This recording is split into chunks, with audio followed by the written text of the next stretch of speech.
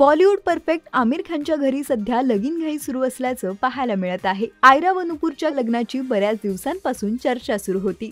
लग्नापूर्वीचे विधीही दणक्यात साजरे करण्यात आल्याचं पाहायला मिळालं। आयरा व नुपूरच्या केळवणाचा थाट महाराष्ट्रीयन पद्धतीने घालण्यात आला होता। आता याच लग्नातील एक व्हिडिओ समोर आला आहे। या व्हिडिओने मात्र साऱ्यांचं लक्ष वेधून घेतलं आहे।